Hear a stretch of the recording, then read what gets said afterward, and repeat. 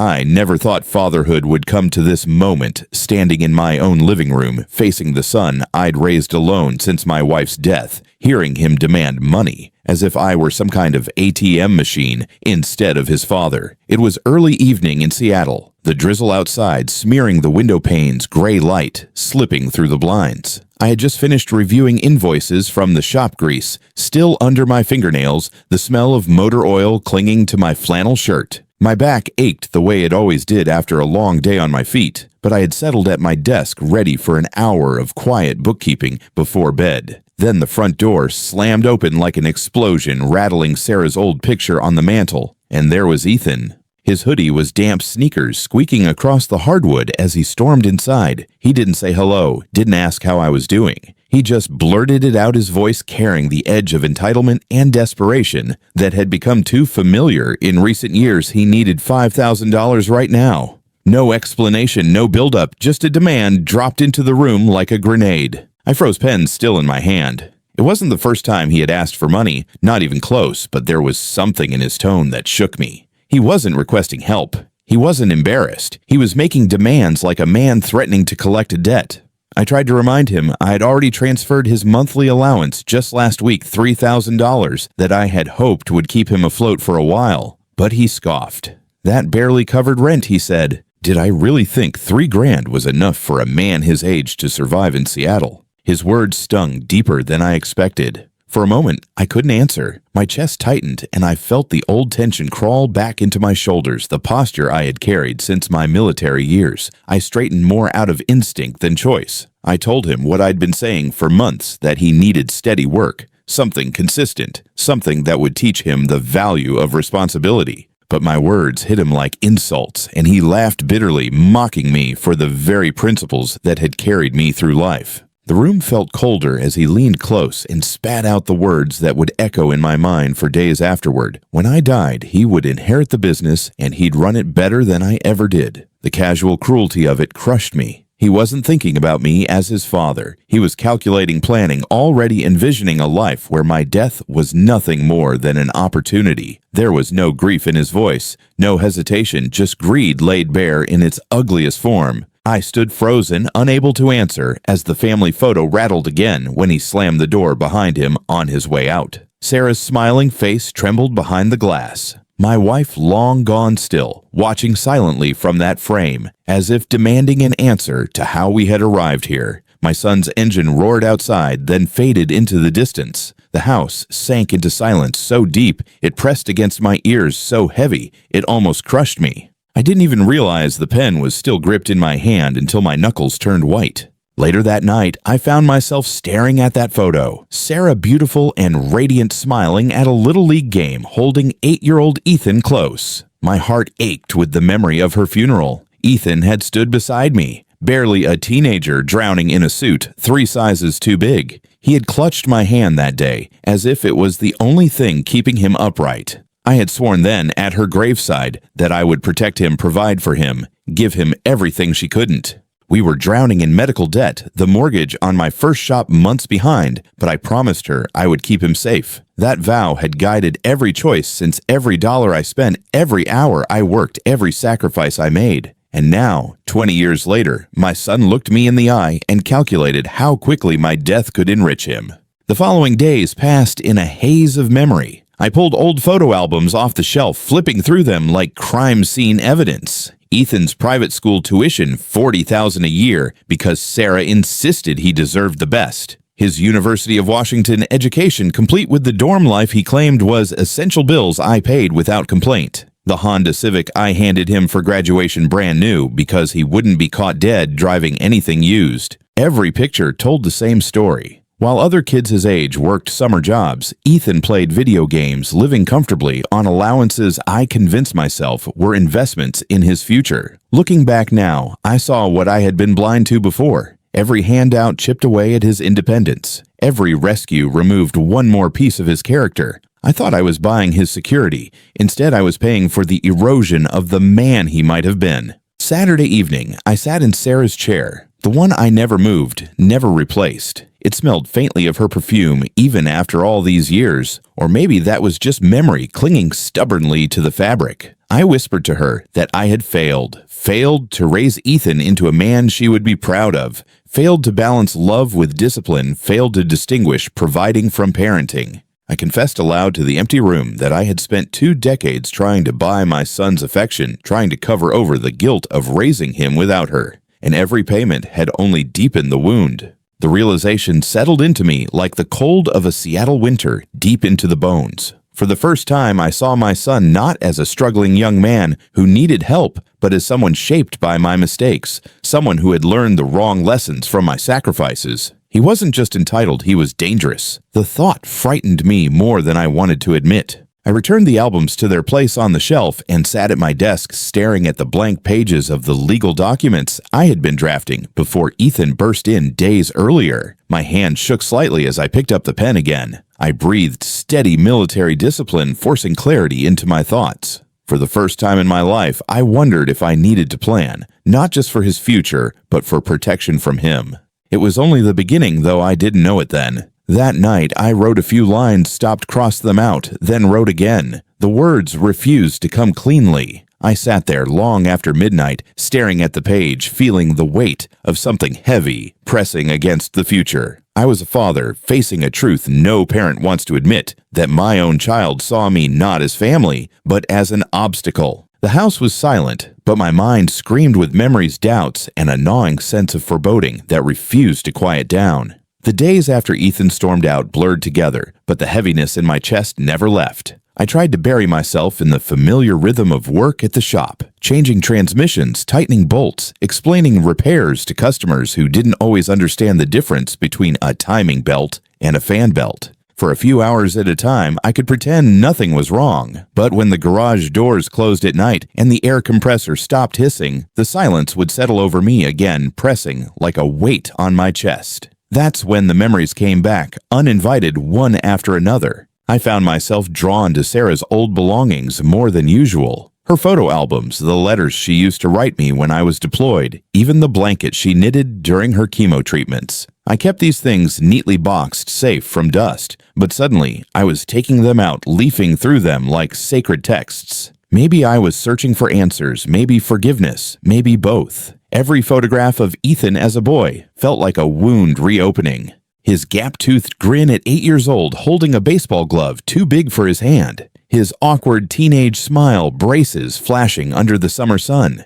And then the images of me standing next to him, proud but exhausted, always exhausted. There was a story behind each picture, and I realized most of those stories ended with me reaching for my wallet. There was his private school tuition, $40,000 a year, that I scraped together through double shifts loans and skipped meals. I told myself I was honoring Sarah's wish for him to have the best education possible. Then came the university years. Tuition books, housing meal plans, even spring break trips he insisted were once-in-a-lifetime experiences. I justified it all. I told myself I was giving him the foundation Sarah would have wanted. But the truth was simpler and uglier. I was trying to fill the void she left with money. It wasn't just school. I remembered his 16th birthday. Sarah had been gone only a few years, and I wanted to do something to make the day less painful. So I bought him a car. Not a used one like most kids get, but a brand new Honda Civic. $18,000 cash. I remember how his eyes lit up when he saw it in the driveway. That moment of joy felt like a balm on my broken heart. But underneath it, there was something else, a seed. A small message planted deep in him. If you want comfort, if you want happiness, you don't earn it. You wait for Dad to provide it. Looking back, I can see the progression like a timeline etched in stone. Every crisis he faced, I solved with money. Every failure, I cleaned up. Failed a class, I paid for summer school. Lost a job, I covered the rent. Overspent on nonsense, I bailed him out, telling myself it was just a temporary setback. I never let him taste the bitterness of consequences. I thought I was protecting him, but I was really dismantling him piece by piece until nothing of resilience remained. And now, at 28 years old, he looked at me with cold calculation, saw my death as his payday, and didn't even flinch when the words came out of his mouth. One night, I sat in Sarah's chair again. I hadn't touched it much in years, but now it felt like the only place I could breathe. The cushion sagged in familiar ways, and for a fleeting second, I almost believed she was still there, sitting across from me, telling me what I should have done differently. She always understood people better than I did. She had a gift for reading between the lines, seeing who someone really was beneath their words. I remembered her warnings when Ethan was young that I was spoiling him, that I was turning every scraped knee into a reward, every tantrum into a paycheck. I brushed her off back then, insisting I just wanted to make him happy. Now, with the benefit of hindsight, I knew she was right. I had failed her as much as I had failed him. Guilt has a way of crawling under your skin, settling deep into your bones, where it refuses to let go. That week, it consumed me. Every invoice I processed at work reminded me of the sacrifices I'd made, all the hours spent away from Ethan, working 18-hour days just to keep our world intact after Sarah died. I convinced myself that providing financially was enough, that if he had the best schools, the nicest clothes, the newest gadgets, then the absence of his mother and the long hours of my absence would hurt less. But money can't parent a child. Money can't teach values. It only masks pain for a while, then feeds entitlement when the child realizes life always comes with a bailout. By Thursday, I could barely stand to be in my own house. The silence was suffocating. Every corner whispered reminders of my failures. Ethan's old trophies lined one shelf, collecting dust. His college graduation photo hung crooked in the hallway, the smile on his face already looking hollow to me now. Even Sarah's things felt heavier, as though they accused me of betraying her memory. I whispered to her more than once that week, apologizing to a woman who could no longer answer. I told her I had tried, that I had done my best, that I never wanted Ethan to feel the emptiness I had carried when she died. But deep down, I knew my best had been misguided. Love isn't about removing obstacles. Sometimes it's about letting someone climb them.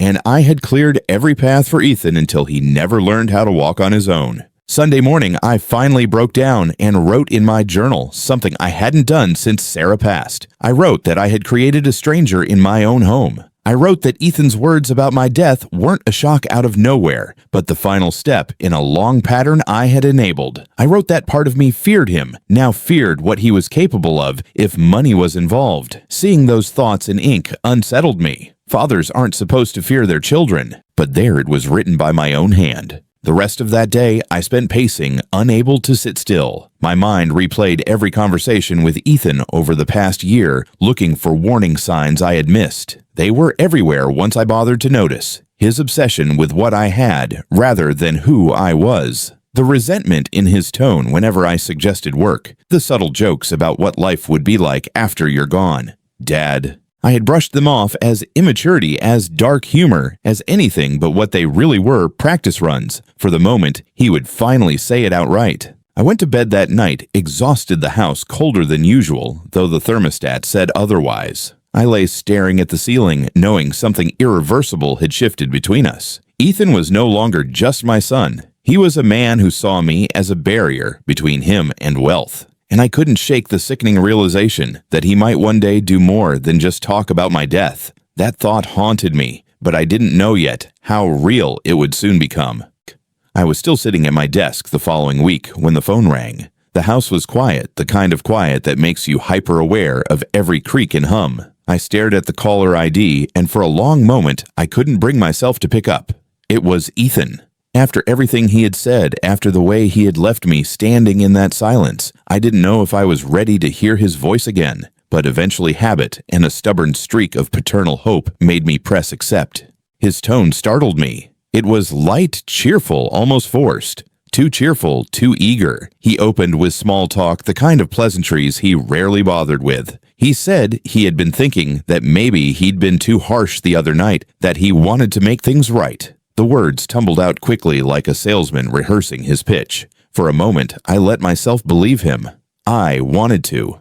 After all the guilt and the long nights of staring at Sarah's chair, the thought that Ethan might want to mend things pulled at something soft inside me. But beneath the surface, I could hear the strain in his voice, the way he overcompensated with enthusiasm. It didn't sound like apology. It sounded like strategy. Then came his proposal, a trip. Just the two of us, camping in Alaska Denali National Park. He painted the picture with almost childlike nostalgia, how I had taught him to track animals, how I had shown him to build a fire even when the wood was damp, how those wilderness trips had been the best memories of his childhood. I felt my throat tighten at the mention of those days. They had been some of the few times when Sarah was still alive, when we felt whole, when laughter came easily, and the world felt bearable. To hear him bring it up now unsettled me, but it also pricked a wound of longing.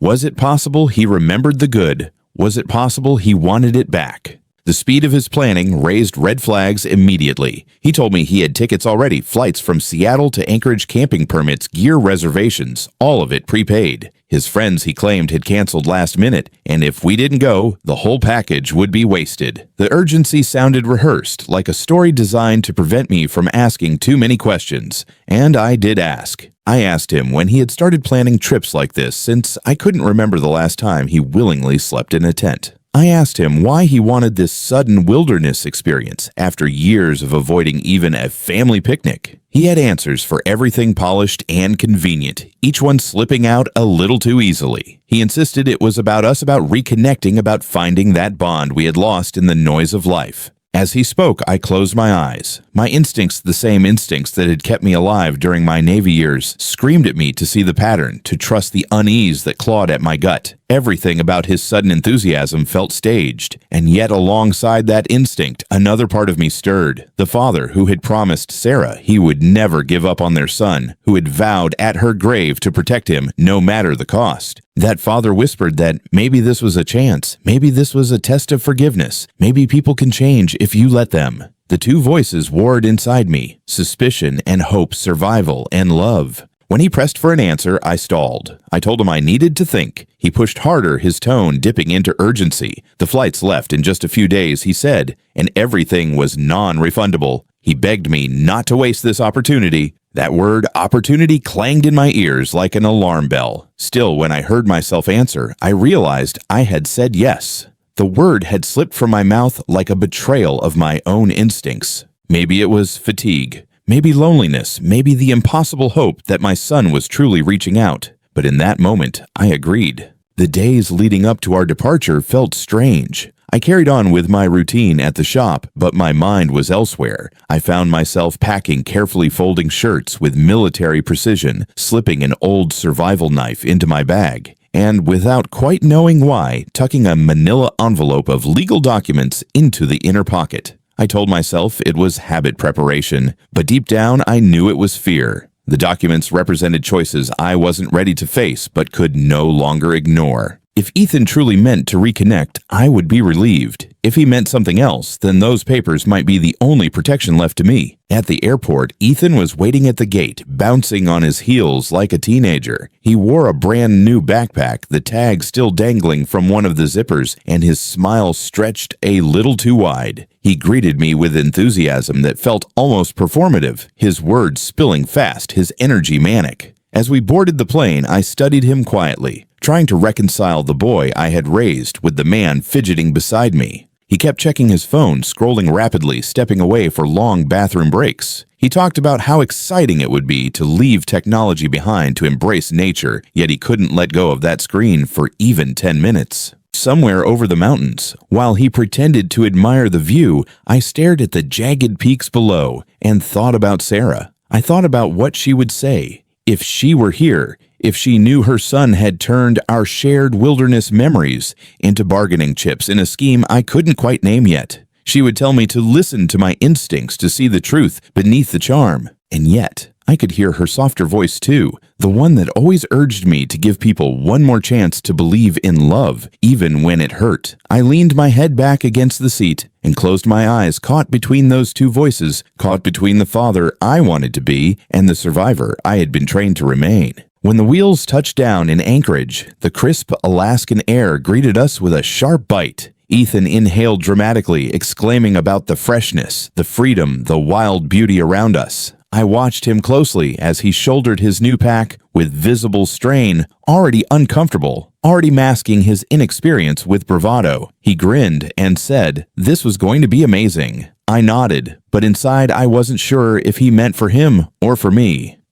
Anchorage greeted us with its usual mix of grit and beauty. The snow-capped Chugach Mountains loomed in the distance, sharp and defiant against the fading light, while the city itself felt both rugged and temporary, as if humans were only tolerated here until the wilderness decided otherwise. I had been to Alaska before years ago on military exercises, but for Ethan, this was a first. He tried to hide his nerves behind excitement, but I could see it in the way his eyes darted around, restless and calculating, like a man already carrying secrets. At the rental counter, I signed for a Toyota 4Runner sturdy enough for mountain roads with chains packed in the back. Practical, reliable qualities I valued in machines and people alike. Ethan didn't say much as I filled out the paperwork, though I noticed how he tapped his foot impatiently, as if the process took too long. His energy was all forward momentum, all eagerness to get somewhere. I wanted to believe it was enthusiasm for our trip, but the military in me cataloged every gesture, every glance, every inconsistency. He looked less like a man going on an adventure and more like a man executing a plan. Our next stop was a local outfitter. I expected the basics: camp, stove fuel, extra socks, maybe some freeze-dried meals. But Ethan moved through the aisles with a list in his head that surprised me. High-powered flashlights, emergency flares, thick rope coils, even a second set of bear spray canisters. His cart filled quickly, almost obsessively. I asked if all this was necessary, and he brushed it off with a shrug, saying he just wanted to be prepared. But I noticed the clerk's raised eyebrow as he rang up the order. The man had the look of someone who'd spent decades in the backcountry, his face weathered by frostbite scars. He asked casually which route we planned to take. Before I could answer, Ethan jumped in with a vague description of remote trails far from the crowds. The clerk gave a low whistle and muttered something about knowing what we were getting into.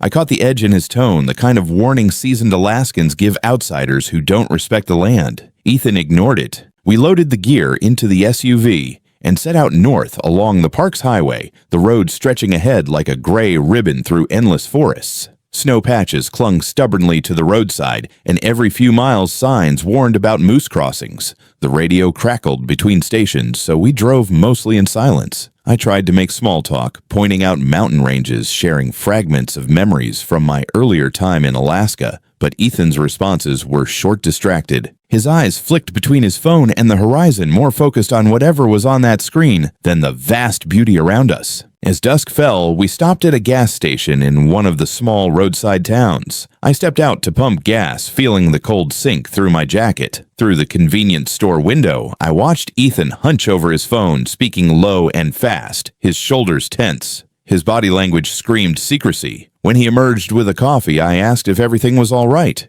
He smiled too quickly, saying he was just checking the weather. But I already knew the forecast: clear skies for the next 3 days. His lie slid into the air between us like smoke, impossible to ignore. I nodded, said nothing, and stored the detail away in the mental file I was building. Back on the highway, I couldn't shake the unease. The rhythm of the road, the vast emptiness pressing against the windows gave me too much space to think. I studied Ethan as he stared out at the darkening landscape, his reflection in the glass faint but telling. There was tension in his jaw, the kind that comes from rehearsing words you haven't spoken yet. His hands fidgeted with the coffee cup, squeezing it until the lid bent. I recognized the signs not of excitement, but of a man waiting for a moment to act. We drove on into deeper wilderness where the trees grew taller and the mountains pressed closer. Civilization fell away in increments. Fewer lights, fewer buildings, fewer signs of human life. My GPS showed our slow crawl away from Anchorage deeper toward the Denali region. Each mile tightened the knot in my stomach.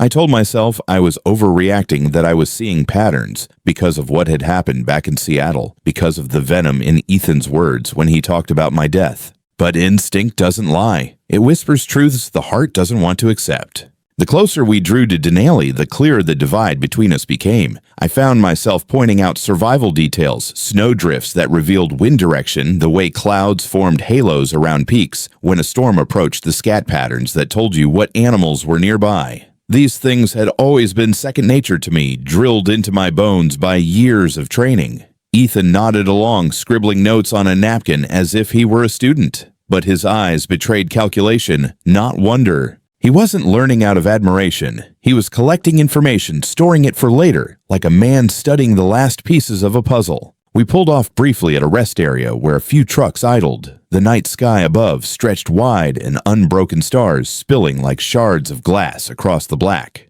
I breathed it in, the vastness, the silence, the reminder of how small we truly are out here. Ethan, though, barely looked up. He paced by the SUV, hands buried deep in his hoodie pocket, muttering to himself. He looked like a man at war, inside torn between nerves and determination. Watching him, I felt an ache that was sharper than anger. This was my son, the boy I once carried on my shoulders through Little League fields, now pacing like a stranger, plotting something I couldn't yet name. My chest felt tight, caught between love and dread. Back on the road, the ranger station signs began to appear. Denali loomed ahead, its vast expanse both beautiful and unforgiving. My memories of Sarah flickered again, her laughter during our family hikes, her voice urging me to make Ethan strong, not sheltered. I wondered what she would think now, seeing the distance that had grown between father and son, the chasm carved by years of missteps and misgivings. Would she blame me? Would she blame him? Or would she see the truth that somewhere along the way we had both lost sight of each other?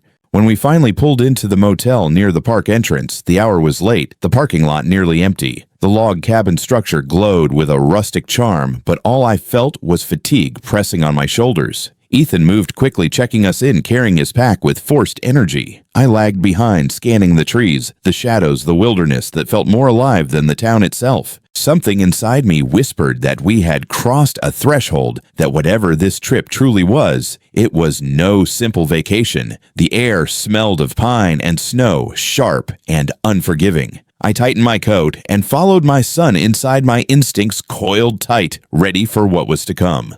Morning in Alaska felt sharper than any morning back in Seattle. The cold bit harder, the light seemed clearer, and every sound carried weight. At dawn, I stood outside the motel, breath steaming in the air, watching the spruce trees sway in silence. Ethan emerged with his pack grinning wide, too wide. He looked like a man trying on confidence, like a jacket that didn't quite fit. We drove the short distance to the ranger station in the sun rising behind the peaks, casting long shadows across the snow. I could feel my pulse quicken as we stepped inside. The ranger station smelled of pine coffee and old maps. The walls were plastered with photographs of wildlife, grizzlies, moose wolves, all captured in moments that were both beautiful and dangerous. A woman in her 40s with weathered hands and an air of quiet authority spread a topographical map across the counter. She introduced herself as Ranger Walsh and studied us with sharp eyes that seemed to measure not just our words, but our souls. She traced her finger along the trails, pointing out where recent bear activity had been noted, where wolves had been spotted, where the terrain turned unforgiving. She warned us about weather shifts, about how rescue could take more than a day, even with GPS beacons. She asked about our experience. I told her honestly about my military survival training, my years of learning how to read landscapes, build shelters, and endure. Ethan mumbled something vague about camping with friends years ago. Her expression made it clear she wasn't convinced. She recommended shorter trails, guided routes, places where we would be safer. But before I could answer, Ethan cut in with an eagerness that felt rehearsed. He pointed to the most remote route on the map, the Tlanica River backcountry. 30 miles from the nearest ranger outpost, deep into wilderness. Few ventured this time of year. The ranger raised her brows, asked again if we understood the risks. Ethan nodded with the certainty of someone who had already decided. I watched him, felt the hairs on my neck rise. Why insist on the most dangerous route when he barely knew how to pitch a tent? The question echoed silently in my mind as we signed liability waivers and sat through safety videos on bear encounters. I insisted on renting a Remington 870 shotgun familiar in my hands from years past. Ethan shifted nervously when I tested its weight, as if he hadn't accounted for me being armed. That detail stayed with me. With the paperwork complete, we loaded up and drove to the trailhead. The paved road gave way to gravel, then dirt, until finally we reached weathered wooden posts, marking the end of vehicle access. Beyond them stretched the kind of wilderness that doesn't forgive mistakes. The air smelled of spruce and snowmelt, crisp enough to sting my lungs. I adjusted my pack with practiced precision weight, balanced evenly. Ethan struggled, tugging at straps, grimacing as if he hadn't tried on the pack until that moment. I helped him redistribute the weight, noticing the flinch in his right shoulder when I adjusted the straps. "Old injury," he muttered, but his eyes avoided mine. I tucked that detail away too. The trail swallowed us quickly. Spruce trees pressed close, their branches thick with moss. Light filtered through in thin shafts, turning the ground into a patchwork of shadow and snow. Every few yards, I spotted signs of wildlife moose tracks pressed deep into the mud claw marks gouged into bark scat fresh enough to make me wary. Ranger Walsh's warnings replayed in my mind, each one more vivid, now that I was seeing the evidence firsthand. I made noise as I walked, clapping occasionally, talking low, remembering that bears don't like surprises. Behind me, Ethan trudged in silence, his footsteps uneven, his breath already ragged. For someone who insisted on this route, he didn't look comfortable. After several hours, we reached a clearing near a stream, a good place to make camp for the night. The water ran clear and cold, fed by melting snow. I scanned the area automatically, noting lines of side escape routes, places where predators might approach. Old habits never left me. I set to work establishing a proper camp tent facing downwind food container hoisted high into the trees, cooking area separate from where we'd sleep.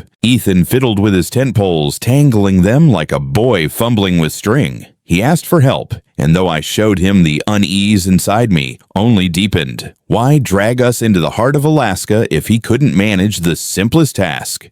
When the fire was built, its flames casting a warm circle of light against the growing darkness, I sat across from him and studied his face. The glow flickered across his features, highlighting expressions I couldn't read. He stared into the flames too long, too intently, as if lost in thoughts he didn't want me to see. I tried to spark conversation, reminding him of old trips of the time he insisted on roasting marshmallows until they burned black, of Sarah laughing beside us. His mouth twitched into something like a smile, but it didn't reach his eyes. Instead, he asked me about my childhood. He wanted to know what it was like before the military, before the business when I was poor. The question surprised me. He rarely asked about my past. I told him about summers spent on Montana farms, about calloused hands, and days where every dollar came from sweat and determination. He listened head tilted, but his expression was strange. Calculation, not connection. He commented that he was lucky to have skipped all that hardship. His tone wasn't gratitude.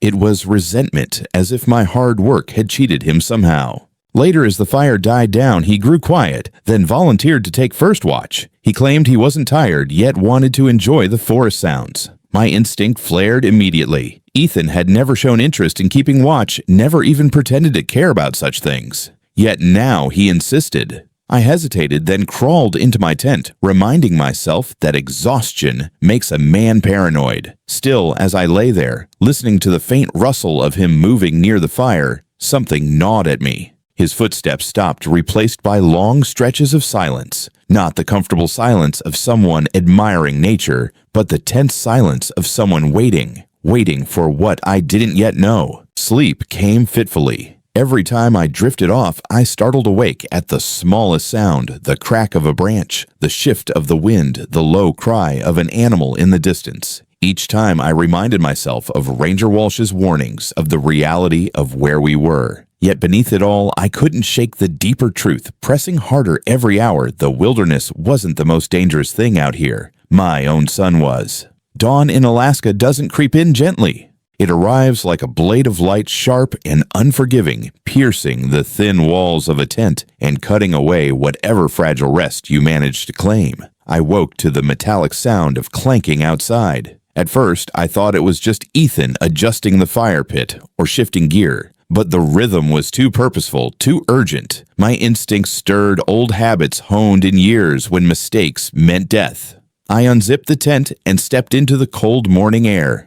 My breath fogged instantly, and there was Ethan methodically loading our equipment into the SUV as if he were preparing for departure. The sight didn't register at first. My mind fought to make sense of it. We had planned 3 more days in the backcountry. There was no reason to pack everything at dawn. I asked him what was going on, my voice rough from sleep. He stiffened, then straightened his posture defiant. He muttered something about a change of plans, about weather turning bad. But the sky was clear, the air crisp. The forecast I'd checked before leaving Anchorage promised stable conditions for days. The lie hung in the cold like smoke. I pressed him, demanded to know what he was doing. That's when his face shifted, years of resentment cracking open in one violent burst. He dropped the mask of forced cheerfulness he'd worn since Seattle and let the venom spill. He said he was done. Done with my control, my so-called lessons, my manipulation. He said I had kept him weak, his whole life, dangling money like a leash, forcing him to live under my shadow. His voice trembled with rage as he claimed I had ruined him.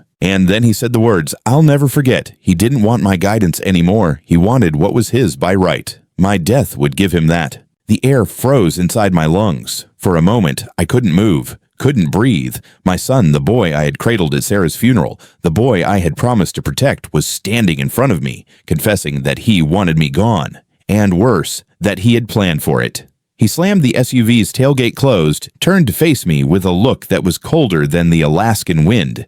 He told me I would stay here 30 miles from the nearest ranger station with no food, no water, no weapon. He told me maybe I would survive, maybe I wouldn't. Either way, the shops, the bank accounts, the house, everything I had built would be his. I begged him. The words scraped out of me raw, a sound I never thought I'd make to my own child. I told him whatever mistakes I'd made, we could fix them, that there was still a way back. For a split second, I thought I saw something flicker across his features. A crack, a hesitation, a shadow of the boy I once knew. But it vanished as quickly as it came. His face hardened again into something unrecognizable. He shook his head and said goodbye, not as a son, but as a man cutting ties. He climbed into the driver's seat. I stepped toward the SUV, desperate to stop him, but he reversed, quickly, gravel spitting against my boots. Through the windshield, I saw his expression, one last time, set resolved, devoid of warmth. He accelerated down the dirt road, the sound of the engine echoing against the mountains until it faded into nothing.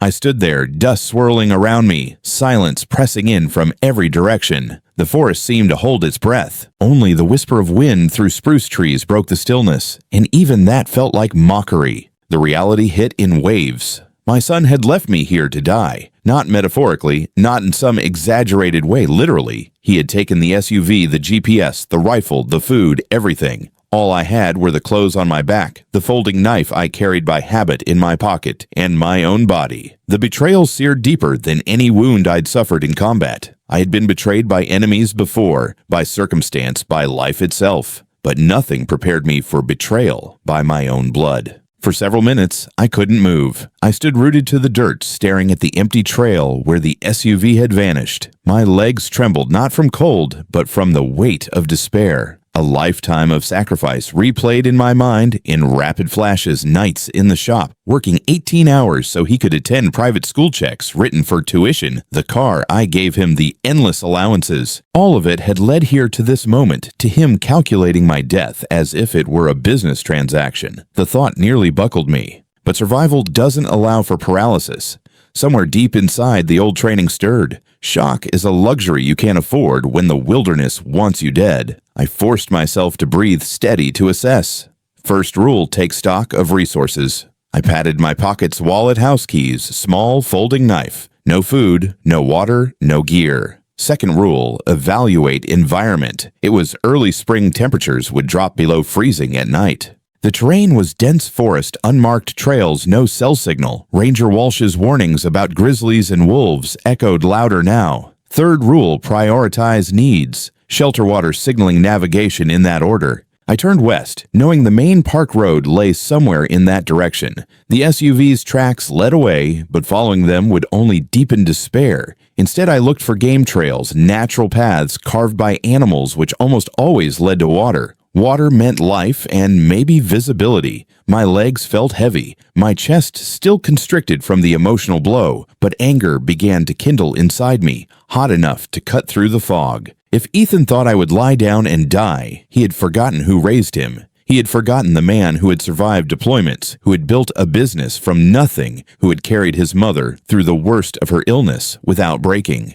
He had underestimated me. As I moved into the forest, the sounds of the wilderness wrapped around me. A hawk cried overhead, wolves howled faintly in the distance, and somewhere nearby, the deep scrape of a bear claw echoed against bark. The land was alive, indifferent to my pain, offering no mercy. Each step demanded effort, but each step also fed the spark of determination building in my chest. I would not die here, not because of my son, not because of his greed. If I survived, and I intended to, I would make sure Ethan understood the true cost of betrayal. He wanted my death to be his inheritance. Instead, he had just given me clarity. The first few minutes after Ethan's departure had nearly paralyzed me. My legs felt like lead, my chest heavy with grief. But survival doesn't care about emotions. Survival is mechanical. You follow the rules step by step because letting despair take over is as fatal as any predator lurking in the brush. I forced myself to breathe steadily, counting each inhale and exhale the way I had during Navy training. The ache in my chest began to settle into something else: anger. My son had left me to die. That thought was fuel. It carried me forward when my body wanted to collapse. I turned away from the road he had driven down. Following him would lead nowhere. Instead, I searched for signs of life in the forest. It didn't take long to find them: hoofprints pressed deep into mud, likely moose heading northwest. Game trails almost always led to water, and water I knew was the difference between surviving a day and surviving a week. I adjusted the shoulders of my flannel, tightened the grip on the folding knife in my pocket, and set out. The forest was dense, the air damp and cold. Spruce trees loomed overhead like ancient sentinels, their branches forming a canopy that let only scraps of sunlight through. Moss clung to every surface, turning fallen logs into slick obstacles. The ground was uneven, littered with roots that threatened to trip me at every step. But my body remembered the rhythm of survival, even if my joints protested. Knees ached, lungs burned, but I pressed on. Each step was a refusal. A refusal to give Ethan what he wanted. A refusal to let 20 years of sacrifice end in silence. Hours passed, and thirst gnawed at me. My mouth dried until my tongue felt like sandpaper. Just when dizziness began to creep in, I heard it, a faint trickle, almost hidden beneath the rustle of branches. I followed the sound until I stumbled upon a narrow stream, cold and clear, cutting through the undergrowth. I fell to my knees and cupped water into my mouth, letting it cool the fire in my throat. I drank until my stomach cramped, then splashed my face, staring at my reflection rippling in the current. The man looking back at me was older than I remembered, lined, weary, but not broken. Not yet. With water secured, I turned to shelter. The day's light was already waning. Nights here dropped well below freezing, and exposure could kill as surely as hunger. I gathered branches, broke off spruce boughs, and constructed a crude lean-to against a fallen log. It wasn't much, but it would block the wind. I layered moss and needles for insulation, then sat back, catching my breath. My hands trembled as I worked, not from cold, but from the magnitude of what had happened. I was building a shelter against the wilderness, but what I really needed protection from was the truth: my son had tried to murder me. Darkness fell quickly, swallowing the forest in silence. The sounds of animals rose to fill the void: the distant howl of wolves, the rhythmic hoot of an owl, the rustle of unseen creatures moving through underbrush. Each sound tightened my nerves, but I reminded myself of Ranger Walsh's words: predators prefer easy prey. Noise, confidence, and vigilance could deter most encounters. I snapped branches periodically, kept my movements deliberate. Still, when I spotted the deep claw marks gouged into a nearby tree fresh enough to glisten in the moonlight, my heart skipped. Bears were close. The irony wasn't lost on me. Ethan had joked about me meeting the Grizzlies, and now that joke threatened to become prophecy. I slept little that night. Cold seeped through the lean-to, gnawing at my bones. My stomach twisted with hunger, a dull ache that reminded me how little time I had without food. Each time I drifted off, a noise would jolt me awake: the snap of a twig, the rush of wind that sounded like footsteps. My mind replayed Ethan's face over and over, his voice sharp with resentment. I wondered if Sarah would have seen this coming, if she would have guided him differently, if her presence could have kept him from becoming this stranger. That thought hurt more than the cold. Morning came with weak light filtering through the trees. My body ached, my throat raw from breathing cold air all night. But survival demanded movement. I forced myself up, stretching stiff muscles, and resumed following the game trail. The stream paralleled my path, guiding me westward. I broke branches behind me, leaving crude markers. If by some miracle rescue teams ever came this far, I wanted them to know where I had gone. But deep down, I knew the odds.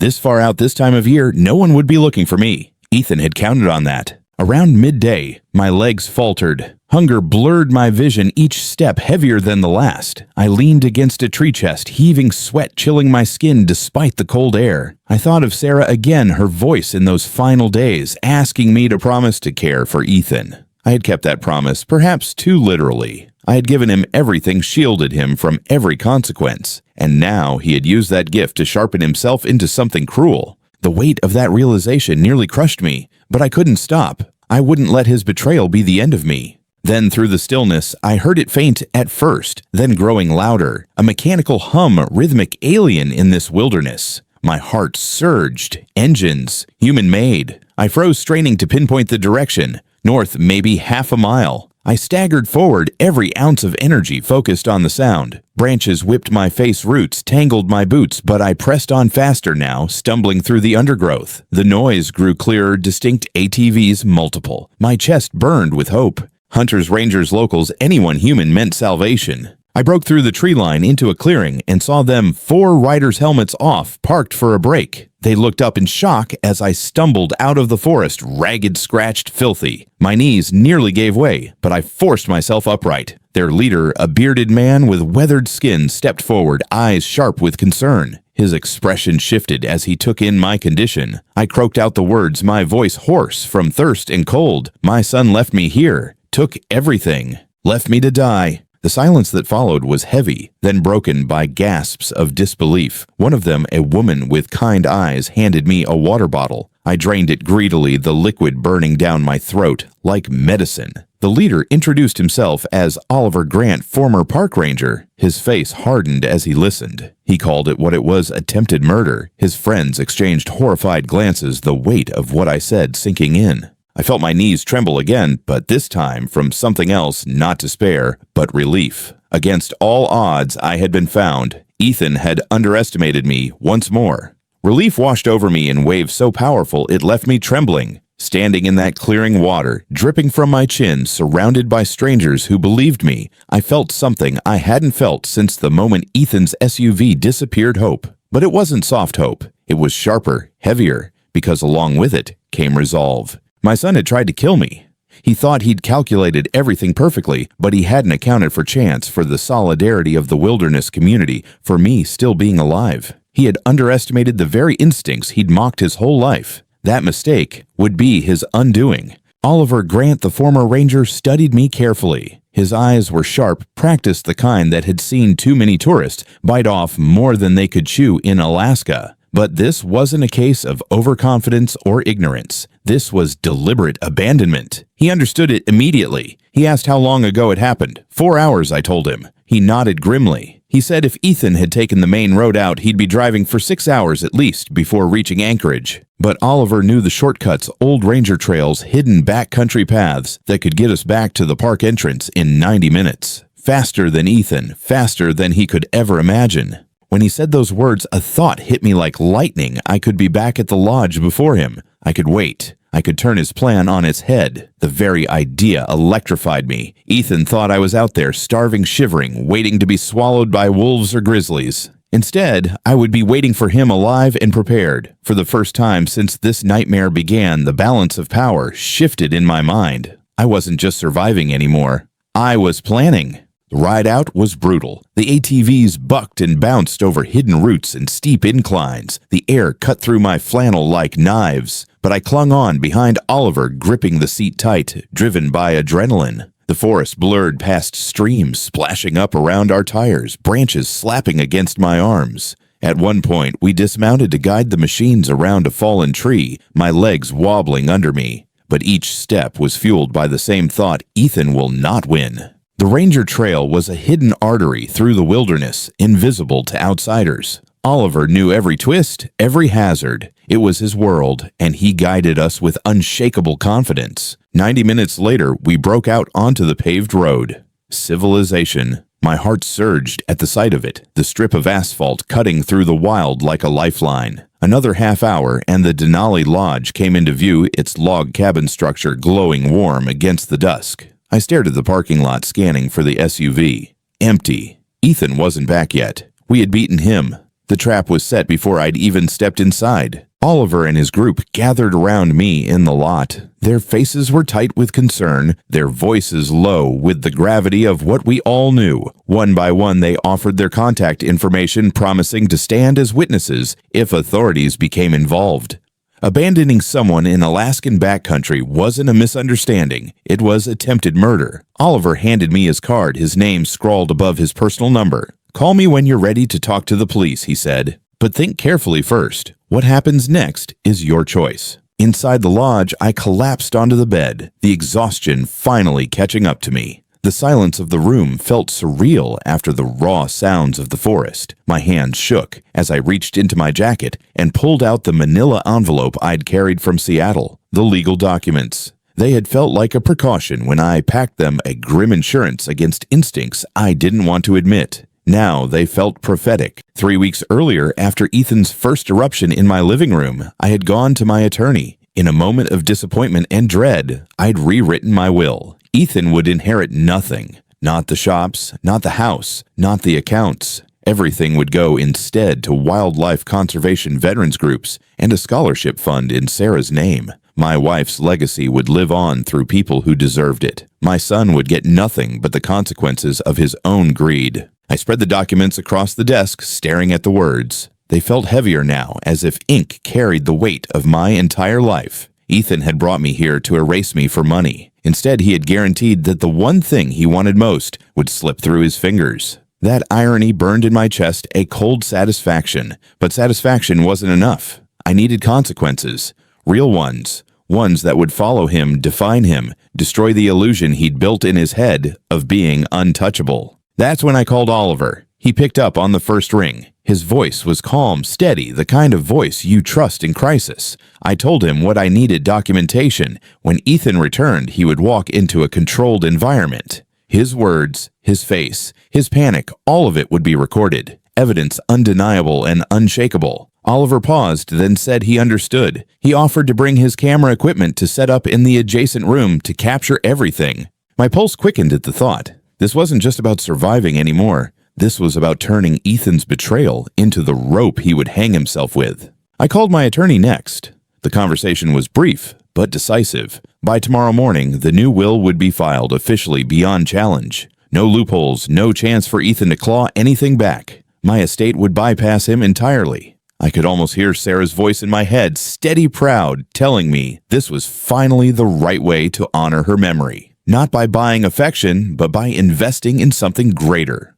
The final step was preparation. I arranged the documents on the desk where Ethan would see them immediately. I set a chair opposite mine, a stage for confrontation. I programmed my phone with 911 on speed dial. Military training drilled one principle into me: above all others, control what you can. Tonight, I intended to control everything. Ethan had calculated the wilderness to be my executioner. He hadn't counted on me turning the civilized world into his judge. At 8:15, Oliver knocked softly. He slipped inside with a camera bag slung over his shoulder, his expression grim but resolute. He set up in the adjoining room, positioning equipment to capture both video and audio through the thin wall. When he arrives, he said, "You'll have everything you need." I thanked him quietly, and for a moment we shared a silence heavy with unspoken truth. He had seen wilderness tragedies before, but this was something different. This was blood betrayal. As the clock ticked closer to 9, I sat in the chair facing the door. The documents spread in front of me. My hands rested calmly on the desk, though inside my chest tightened with anticipation. Every muscle in my body thrummed with the tension of waiting. Outside, darkness gathered the lodge windows, reflecting faint lamplight. Any moment now, headlights would sweep across the lot. Any moment now, the son who thought me dead would walk into a reckoning he could never have imagined.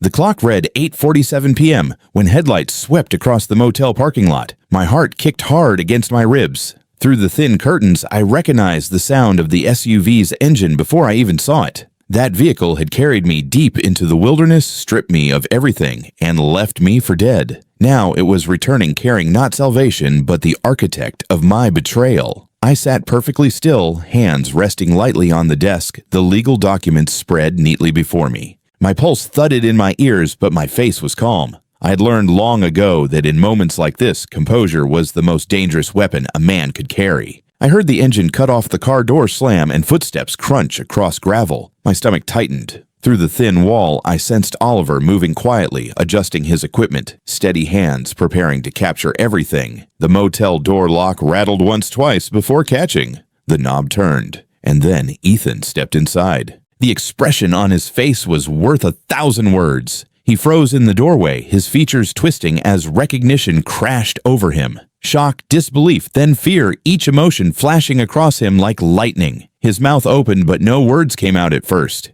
He looked at me as if I were a ghost, as if I had risen from the ground to haunt him. Dad. He finally choked, his voice thin, strangled. How are you here? I leaned back slightly in my chair, steady, deliberate. Turns out, I said evenly, I'm harder to kill than you calculated. My own voice startled me with its calm. No shouting, no trembling, just cold truth. Ethan's legs seemed to weaken. He gripped the doorframe like a drowning man grabbing driftwood. His eyes darted around the room, searching for escape, for explanation, for anything. I don't understand, he muttered. I left you. He caught himself too late, the words slipping out raw, damning. 30 miles from nowhere, without food, without water, without anything. Yes, I remember, I said, finishing it for him. My tone was soft, almost conversational. You even told me to go meet the Grizzlies. Poetic, really. Sweat broke across his forehead despite the cool night air. He stumbled further inside as if pulled by invisible strings, his eyes fixed on the documents spread across the desk. His face drained of color when he recognized them. What is this? He whispered, voice cracking. What do you mean changed? I tapped the top page with my finger. 3 weeks ago, after our little argument in Seattle, I visited my attorney. I rewrote my will. Everything you thought you'd inherit, the shops, the accounts, the house, none of it goes to you. It all goes to charity veterans, wildlife conservation, and a scholarship fund in your mother's name. You inherit nothing.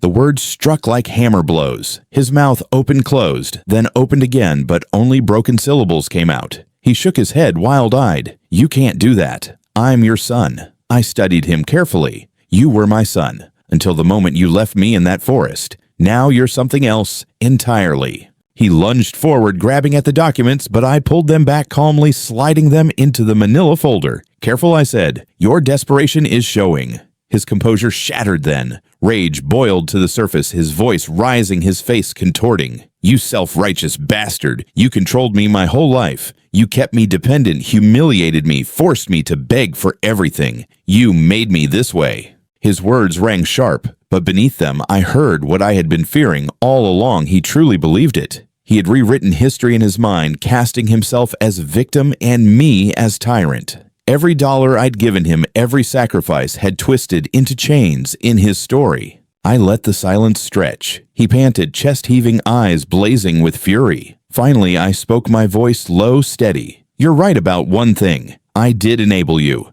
I mistook providing for parenting. I confused guilt with love. That was my failure as a father. But what you chose to do in that forest that was yours, that wasn't my mistake. That was your decision. He staggered back as if struck. His rage faltered, replaced by something closer to despair. Then fix it, he pleaded, his voice cracking. Change the will back. Give me another chance. Please. For a moment, his words almost sounded like the boy I once knew begging for forgiveness after some childhood misstep. But the years, the venom, the wilderness, all of it stripped away any illusion. The will was filed this afternoon, I said.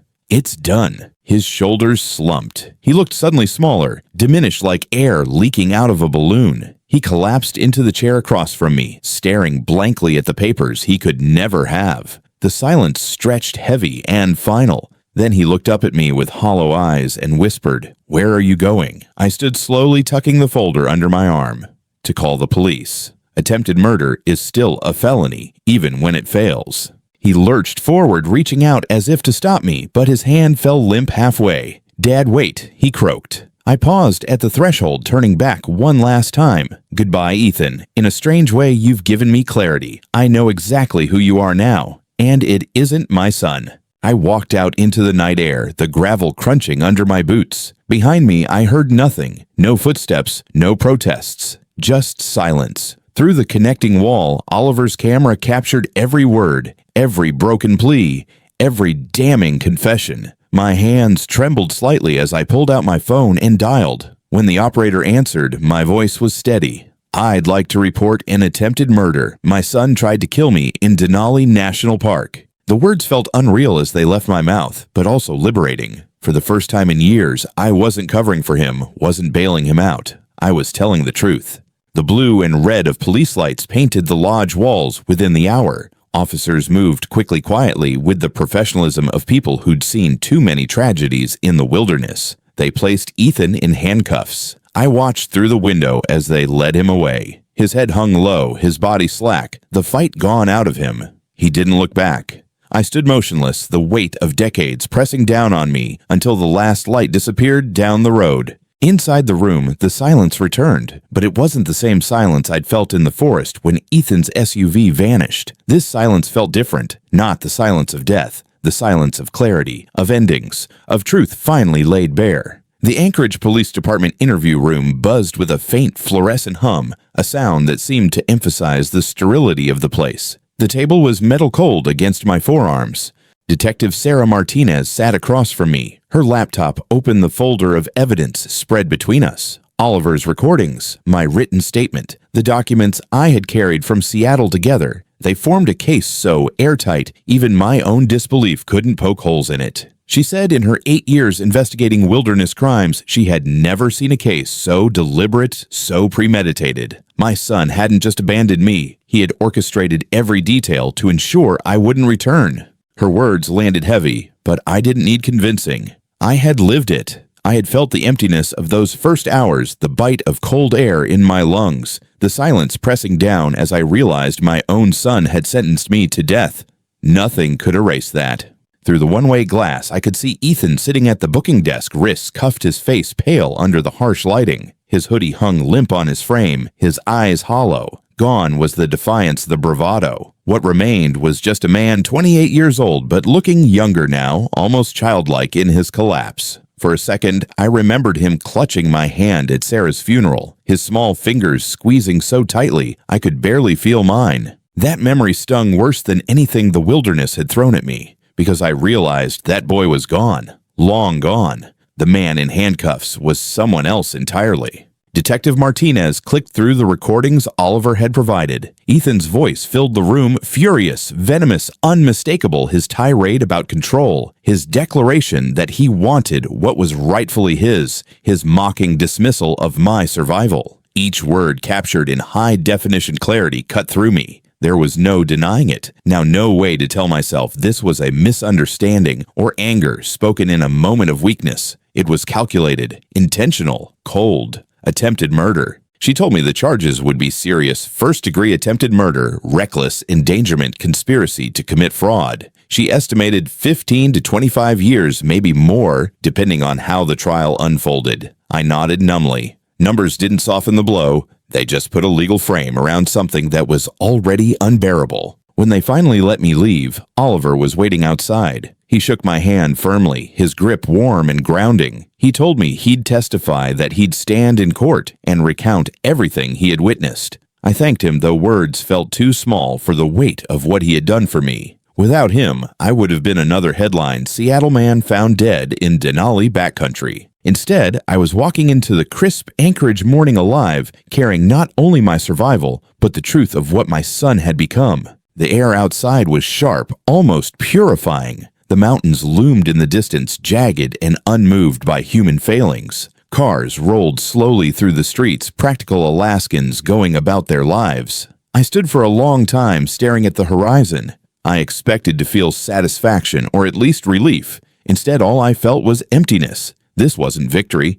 It was survival, yes, but survival with scars. There is no joy in watching your own child led away in handcuffs no matter what he has done. There is only a cold recognition that love and blood cannot excuse betrayal. Oliver drove me back to the lodge to collect my things. He handed me his card again before we parted. If you ever come back to Alaska for the right reasons, fishing, camping, not survival, call me. First trip's on the house. I asked him why he'd offer that. He said, because I had survived something most people wouldn't. And because I was trying to turn it into something better rather than bitterness. That stuck with me. Maybe that was the wilderness lesson I needed most. You can let the wild harden you, or you can let it refine you. The choice is yours. Back in Seattle, I returned to my office. The familiar smell of grease and oil filled the air, comforting in a way Alaska never could be. On my desk, I placed the legal documents that had nearly been my last insurance and filed them with my attorney. The new will went into effect officially. Ethan would never inherit a dime. Instead, Sarah's name would live on in a scholarship fund for kids who needed help, not handouts, but opportunities. The auto shops would eventually transition into a trust that supported veterans rebuilding their lives. The house she had loved would one day provide sanctuary for families escaping hardship. My son's greed had forced my hand, but in doing so, he had inadvertently carved a path toward purpose. 3 days later, I received a letter from him written from jail. 5 pages of apology, though not the kind that heals. It was manipulation dressed in regret, a plea for me to reconsider the will to think of how prison would ruin him. He promised change if only I'd restore his inheritance. I read it once, then fed it into the shredder. Some relationships don't survive attempted murder. Love may forgive many things, but survival demands boundaries. At night, I sometimes sit in Sarah's chair again. The weight of her absence feels lighter now, though never gone. I whisper to her that I tried, that I failed in some ways, but that in the end I learned. Parenting isn't about buying affection. It isn't about removing every obstacle. It's about preparing someone for life, even if they resist. I tell her I'm sorry for the years I confused guilt with love, but I promise her that from now on her name will stand for something better than my mistakes. And when I think of Ethan, I don't let bitterness take root. I acknowledge the truth he made his choice, and choices have consequences. He will live with his, and I will live with mine. Mine is clarity. Mine is legacy. Mine is purpose. Looking back now, I realize that wilderness trip did teach me something after all, just not the lesson Ethan intended. He wanted the wild to kill me. Instead, it stripped away illusions and left me face to face with truth. The man I thought I was raising died long before that trip. The man who tried to abandon me wasn't my son. He was a stranger born from my mistakes, from his choices, from a lifetime of misunderstanding what love really means. But me, I walked out of those woods alive. And more than alive, I walked out determined. I will spend the rest of my days building something that outlasts betrayal, something Sarah would be proud of, something that will help others in ways money alone never could. Ethan came to Alaska to erase me for money. Instead, he erased himself from my life and gave me clarity I never would have reached otherwise. That's the final irony. His betrayal freed me. So if you're listening to this story, I'll say this: love isn't proven by what you give. It's proven by what you teach, by the boundaries you hold, by the courage to say no when it matters most. I failed at that once. I won't again. And if you've ever been betrayed, remember this: survival is more than just breathing. Survival is choosing what comes after. For me, it's clarity. For me, it's legacy. For me, it's Sarah's name living on in something better than both of us. That's the story of how my son tried to kill me for money, and how in failing, he gave me back my life. If this story resonated with you, please like this video, subscribe to the channel, and share your thoughts in the comments below. Have you ever faced betrayal from someone close? I'd like to hear your stories. Thank you for spending this time with me. Stay strong, stay aware, and remember, sometimes the hardest truths set us free.